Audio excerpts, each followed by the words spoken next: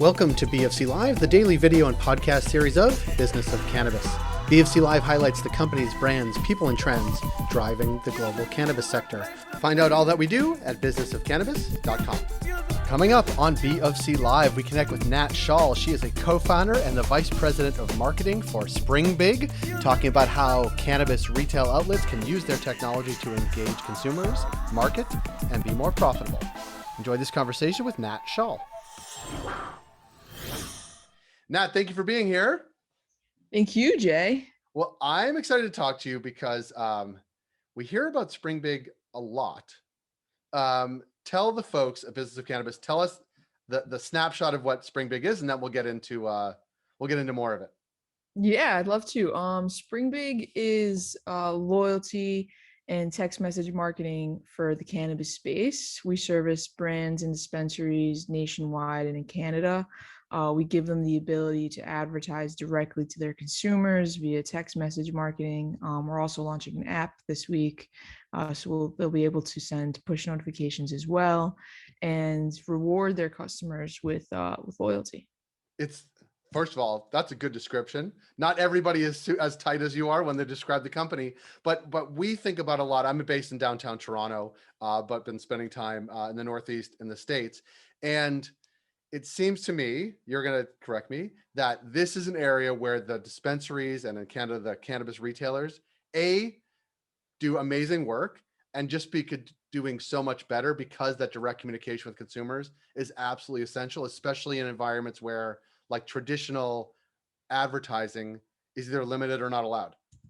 Yeah, exactly. So like that was the first kind of entryway into the space that we had. We started servicing small businesses, pizza shops, mom and pop shops, and they were using our software well. But once we signed up about like 2 or 3 dispensaries, we noticed that they were using it extremely well.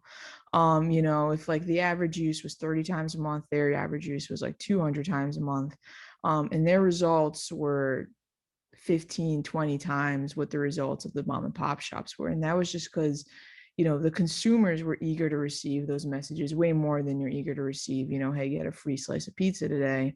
It's, hey, get 20% off, cannabis is a lot more exciting.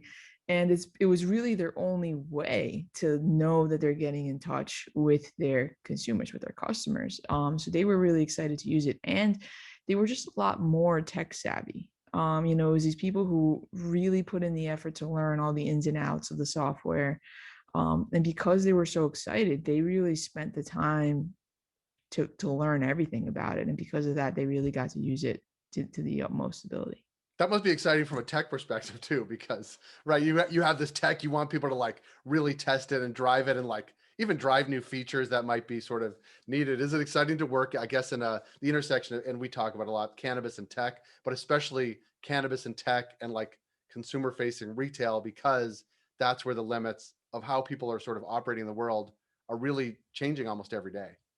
Yeah, that was honestly, it was way more exciting for the devs because for so long, we would ask for like, hey, this would be a cool feature, and they'd make it and nobody would use it. And then all of a sudden, we would sign up a bunch of these people and they're like, wow, like they are using it and they're getting all this feedback on it. And it was really great to see, for sure.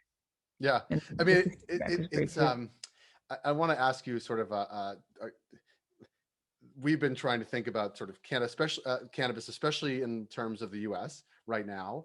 And like, there seems to be so much growth ahead.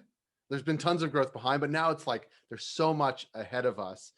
Even you're based in Florida, there's going to be tremendous growth in Florida. There's tremendous growth in New York, in the Midwest, and then like the rest of the country too, that hasn't already got there. But it is interesting to think about the confluence of that, like this growth in the cannabis industry, and how consumers are behaving post-COVID, and how brands are interacting with them. Do you think it's changed like totally and forever? Or is this like sort of, has COVID just been an anomaly and like things go back to normal? Or are there things that you're seeing on the tech that people are behaving differently? Oh, that's a great question. I'm behaving differently. That's why I asked.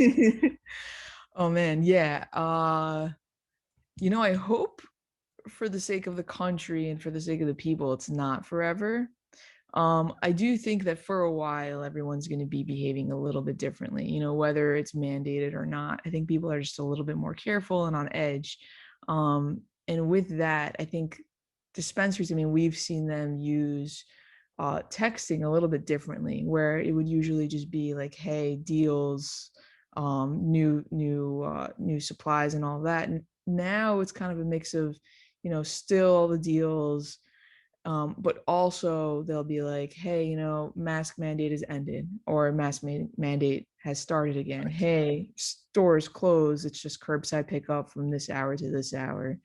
Um, and and having that, I mean, in COVID, we grew tremendously. I think, when it started, we had about 40 employees, and now we're closer to 160, which is, it's insane. I walked into the office for the first time a couple of months ago, and I was like, I don't even know anybody here. Like, it's a different company. But yeah, I mean, COVID, I mean, I don't want to say it's helped us, but it's definitely been eye-opening for us to see again, all the different ways our software can be used and utilized. Yeah, that's exciting. And actually, one of the Yeah. things, and this was not why we're talking now, but one of our people we know in the sort of Toronto landscape, Bud Tender, got acquired by you guys in the midst of COVID, I think. I mean, I know they got acquired, but in the midst of it, which was exciting to see from our perspective, because we know Jake and the team there. But it's also, I just like the intersection of sort of two growth industries of tech and cannabis, and together, like, using it in interesting ways is, like, that's what excites me. Like, from your background, I guess in tech, like, is it like a really dynamic place to be? Not just, I mean, other tech is great too, but cannabis and tech is like supercharged great. Yeah, it's amazing because as cannabis changes, we have to change also. So, it's it's fun. I mean, because usually, like, when you work for a tech company, I mean, and I can't speak from so much experience. Springbig has been a big chunk of my life, Right. but it feels like, you're making one thing and you kind of make enhancements to that one thing. But for us, it's like we're always changing it, and we're making enhancements, but we're also, as the landscape changes, we change as well. So it's really fun to be in this kind of atmosphere, and change ourselves to the changes of cannabis. Yeah. Acquiring Bud Tender during COVID has been amazing. They're a great group of guys, and putting them into our software again was a change, and worked out great. Seeing great results from that. So yeah, I mean, it's a really amazing experience, and it's a great roller coaster to be on, for sure. Yeah. Yeah. And I do want to look ahead. I mean, we're talking, I feel weird saying this as the Delta variant is like walking over North America, but I think it's not, you can see a time where new states really come online in terms of their sort of full-fledged cannabis industry. I think we talked about New York, Florida can't be far behind, Arizona, Illinois, Michigan, like all those places are like gunning. And in that, and this goes back to sort of what we're talking about initially, is like the relationship between like a dispensary and their consumers. Even though like there's big picture industry stuff happening, that direct relationship is where the rubber meets the road. And like enabling that, it does, I think, put like mom and pop on level playing field with like, huge MSO. Like, is that how you sort of think about it as well? As like, this is really something that puts dispensary owner and dispensary consumer in direct contact, and that just has to be good. Yeah, it's really amazing. And also, like you said, it does put them on a level playing field. If a mom and pop opens first, and then, this mega chain opens, usually in a mom and pop world, that mom and pop shuts down. In cannabis, if the consumers are theirs, they really have a shot at keeping them more than they would have in any other instance. They can text them like, hey, make more specials. They'll have points already in that store, and say, hey, you got to use your points, and you'll just, I'll always shop somewhere I have points or can get points over just a regular store. I'm a sucker for those points.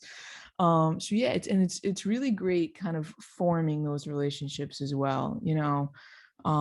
Every time I get a text, I get excited. I don't care who it's from. I'm like, oh, someone wants to talk to me. And then when it's a dispensary, I'm like, okay, this is amazing. So yeah, I mean, it's really great seeing. I mean, we've heard responses from both consumers and from dispensaries, and they've been just so positive. It's really great. Yeah, and I'm not gonna because I don't even know if they're on Springbig, but my local in Toronto, I do get text messages from, and it drives my behavior. And I'm not analog to everybody else, but I like when I know they have certain products in stock, when I know that there's sort of discounts or offers, or even like an event they put on an event like that. It feels like I'm directly connected with them, and that feels something different than like seeing an email or something similar. Yeah, it feels more personal for sure. And just if I get a text from like anyone, I'm like, all right, I want to see you. I want to go there. Yeah, yeah. Yeah, no, it's great, and so kudos to you and the Springbig team, because I love the idea, love the tech, love the people that you have sort of you're building the team with. It was nice meeting you, and we look forward to connecting with you down the road, whether in Florida, maybe in New York, maybe in Toronto one day when everybody's allowed to cross the border. But I appreciate the time, and kudos to you and the Springbig team. Thanks so much, Jay. I really You got appreciate it. your time. That was Nat Shaul of Springbig. If you like this program, please rate and review us on Apple Podcast, Spotify, or wherever you heard the show. It helps support the work we do. We're able to do what we do because of our ongoing partners, including Alterna Savings, Cannabis at Work, Cannabis Benchmarks, Can Delta, Gallagher, Headset, and Torque and Maine. Find out all that we do at businessofcannabis.com.